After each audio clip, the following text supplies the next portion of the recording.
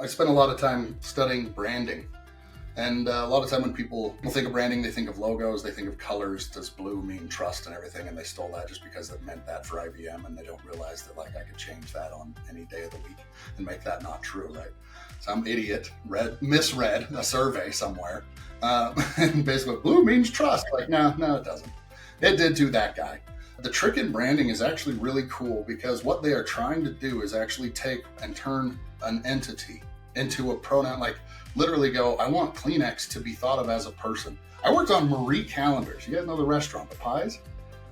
The first day I got to work, right? So I worked at ConAgra doing new product innovation. So my job was to sit behind the one-way glass, give people prototypes and figure out why they bought.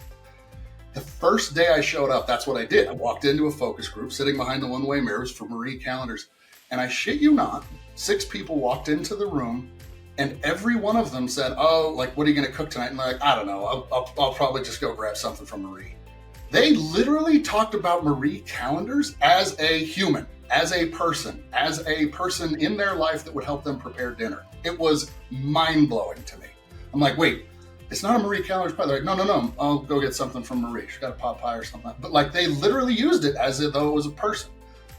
Branding, and the real trick in branding, to Steve's point, is to basically say, okay, I can say something on the phone, I can send it in an email, I can put it in a LinkedIn post, I can say different things, I can even say them different ways to different people.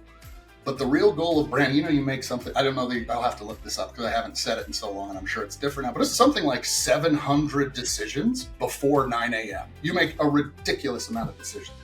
The goal of branding is to establish that Kleenex or whatever you're interacting with at your home as the one that I just reached for. It's Kleenex. It's not a tissue, it's a Kleenex.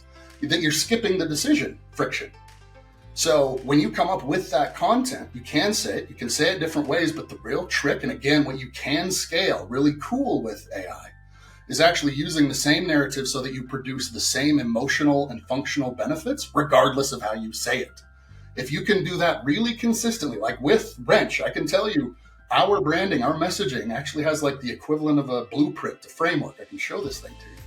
But all of our messaging, regardless of what we say, should have the emotional benefit of making people feel empowered and like they have the conviction of their decision. Someone is backing them up, like they have data.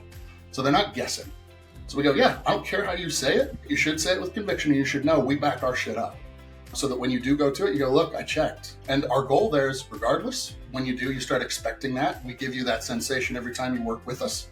And that you stop making that decision of, oh, should I go to whatever? It's no, Wrench is my buddy on this. They're the wind in my sails. I'm driving, but they're damn sure helping. So we want to make sure that they skip that decision step.